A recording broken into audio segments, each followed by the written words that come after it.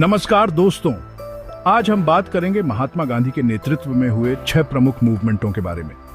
गांधी जी, जिन्हें हम बापू के नाम से भी जानते हैं, ने सत्य और अहिंसा के रास्ते पर चलकर भारत को आजादी दिलाई। उनके नेतृत्व में हुए हर आंदोलन ने अंग्रेजी हुकूमत की नींव हिला दी और देश को स्वतंत्रता के करीब पहुंचाया। तो आइए जानते हैं इन महत्वपूर्ण मूवमेंटों के बारे में, जिन्होंने भारत के इतिहास को बदल कर रख दिया। 1930 में गांधी जी ने अंग्रेजों के नमक कानून के खिलाफ एक बड़ा आंदोलन शुरू किया, जिसे हम सविनय अवज्ञा आंदोलन कहते हैं। यह आंदोलन भारतीय स्वतंत्रता संग्राम का एक महत्वपूर्ण हिस्सा था और इसका उद्देश्य ब्रिटिश सरकार के अन्यायपूर्ण कानूनों का विरोध करना था। इस आंदोलन की शुरुआत दांडी मार्च से हुई, जो गांधी जी की अहिंसा की नीति का एक बहुत बड़ा उदाहरण था। गांधी जी ने साबरमती आश्रम से दांडी तक पैदल यात्रा की, जो लगभग 240 मील की दूरी थी। इस यात्रा में उन्होंने नमक कानून का उल्लंघन करने का संकल्प लिया। इस आंदोलन की शुरुआत दांडी मार्च से हुई, जो गांधी जी की अहिंसा की नीति का एक बहुत बड़ा उदाहरण था। इस मार्च में गांधी जी के साथ हजारों लोग शामिल हुए और यह मार्च पूरे देश में एक प्रेरणा बन गया। साबरमती आश्रम से दांडी तक 24 दिनों तक चलने वाला यह मार्च पूरे देश में फैल गया। इस मार्च ने भारतीय जनता को एकजुट किया और उन्हें ब्रिटिश शासन के खिलाफ खड़ा होने की प्रेरणा दी। साबरमती आश्रम से दांडी तक 24 दिनों तक चलने वाला यह मार्च पूरे देश में फैल गया। इस मार्च के दौरान गांधी जी ने कई गांवों और कस्बों का दौरा किया और लोगों को नमक कानून तोड़ने के लिए प्रेरित किया। लाखों लोग गांधी जी के साथ नमक कानून तोड़ने समुद्र किनारे पहुंच गए। उन्होंने समुद्र के पानी से नमक बनाकर ब्रिटिश कानून का उल्लंघन किया। इस घटना ने पूरे देश में एक नई ऊर्जा भर दी और लोग बड़ी संख्या में इस आंदोलन में शामिल होने लगे। इस आंदोलन ने अंग्रेजी सरकार को हिलाकर रख दिया। ब्रिटिश सरकार ने इस आंदोलन को दबाने के लिए कड़े कदम उठाए और कई लोगों को गिरफ्तार किया। लेकिन इस आंदोलन की ताकत इतनी थी कि ब्रिटिश सरकार को भी झुकना पड़ा। हजारों लोगों को गिरफ्तार किया गया, जिसमें गांधी जी भी थे। गांधी जी की गिरफ्तारी ने आंदोलन को और भी मजबूती दी और लोग और अधिक संख्या में इस आंदोलन में शामिल होने लगे। आखिरकार 1931 में गांधी इरविन समझौते पर दस्तखत हुए, जिसके बाद गांधी जी ने आंदोलन वापस ले लिया और गोलमेज सम्मेलन में जाने को तैयार हो गए। इस समझौते के तहत ब्रिटिश सरकार ने कई राजनीतिक कैदियों को रिहा किया और भारतीयों को नमक बनाने की अनुमति दी, जिसके बाद गांधी जी ने आंदोलन वापस ले लिया और गोलमेज सम्मेलन में जाने को तैयार हो गए। इस सम्मेलन में भारतीय नेताओं ने ब्रिटिश सरकार के साथ मिलकर भारत की स्वतंत्रता के लिए बातचीत की। दांडी मार्च और गांधी इरविन समझौता भारतीय स्वतंत्रता संग्राम के महत्वपूर्ण अध्याय हैं, जिन्होंने भारत की आजादी की दिशा में एक महत्वपूर्ण कदम उठाया। 1920 में जलियांवाला बाग हत्याकांड और रोलेट एक्ट जैसे जालिम लॉओं के विरोध में गांधी जी ने असहयोग आंदोलन शुरू किया। इस आंदोलन का मकसद था अंग्रेजों को हर तरह की मदद करने से मना करना, चाहे वो गवर्नमेंटी नौकरियां हों, स्कूल कॉलेज हों या फिर अंग्रेजी कपड़े और गुड्स। पूरे देश में लोगों ने अंग्रेजी हुकूमत का बहिष्कार किया। विदेशी कपड़ों की होली जलाई गई, गवर्नमेंटी पदों से इस्तीफे दिए गए और अपने देश के स्कूल कॉलेज खोले गए। यह आंदोलन भारतीयों में देशभक्ति जगाने में बहुत हद तक कामयाब रहा।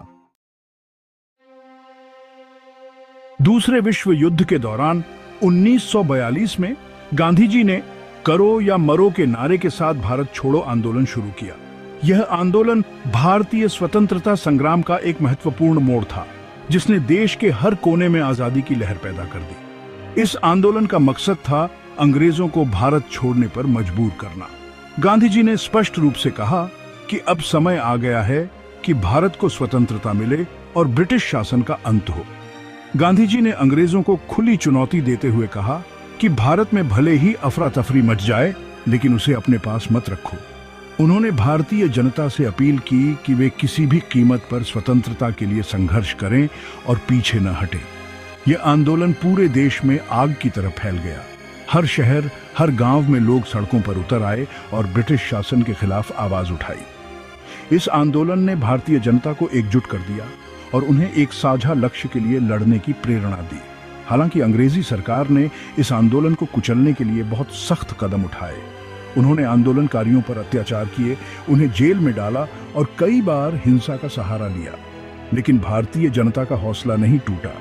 गांधी जी और कांग्रेस के सभी बड़े नेताओं को गिरफ्तार कर लिया गया। इसके बावजूद आंदोलन की आग बुझी नहीं। जनता ने अपने नेताओं की गिरफ्तारी के बावजूद संघर्ष जारी रखा और स्वतंत्रता की मांग को और भी जोरदार तरीके से उठाया। हालांकि यह आंदोलन उस समय पूरी तरह से सफल नहीं हुआ, लेकिन इसने अंग्रेजी हुकूमत की जड़ें हिला दी और भारत की आजादी का रास्ता साफ किया। इस आंदोलन ने भारतीय जनता को यह विश्वास दिलाया कि स्वतंत्रता अब दूर नहीं है और जल्द ही भारत एक स्वतंत्र राष्ट्र बनेगा। इसने भारतीय स्वतंत्रता संग्राम को एक नई दिशा दी और अंततः 1947 में भारत को स्वतंत्रता मिली। चौथा चरण, खेड़ा सत्याग्रह। 1918 में गुजरात के खेड़ा इलाके में बहुत बड़ा अकाल पड़ा। किसानों की फसलें बर्बाद हो गईं और वो टैक्स नहीं चुका पा रहे थे। तब गांधी जी ने किसानों की मदद के लिए खेड़ा सत्याग्रह शुरू किया। उन्होंने किसानों से कहा कि अंग्रेजों को टैक्स मत दो। गांधी जी ने कहा कि जब किसानों के पास खाने को अनाज नहीं है तो वो टैक्स कहां से देंगे। गांधी जी के नेतृत्व में किसानों ने शांति से अपना विरोध दिखाया।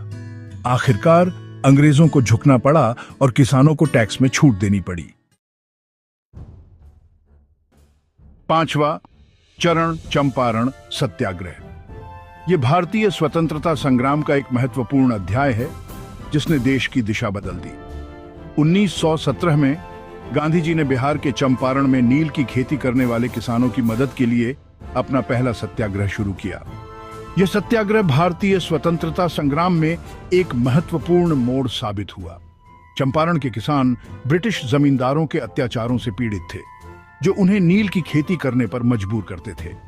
अंग्रेज जमींदार किसानों को जबरदस्ती नील की खेती करने पर मजबूर करते थे और उन्हें सही दाम भी नहीं देते थे।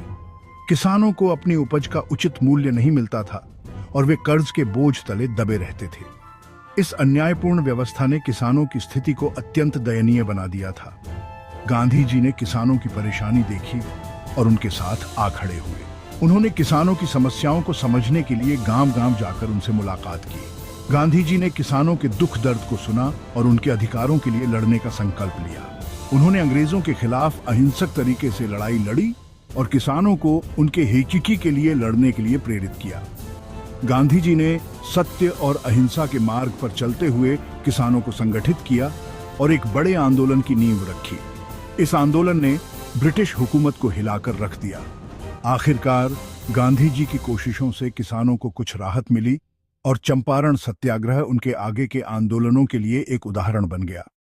इस आंदोलन ने न केवल किसानों को उनके अधिकार दिलाए, बल्कि पूरे देश को एकजुट होने का संदेश भी दिया। चंपारण सत्याग्रह ने भारतीय स्वतंत्रता संग्राम में एक नई ऊर्जा का संचार किया और गांधी जी को एक महान नेता के रूप में स्थापित किया। यह आंदोलन भारतीय इतिहास में एक महत्वपूर्ण मील का पत्थर साबित हुआ।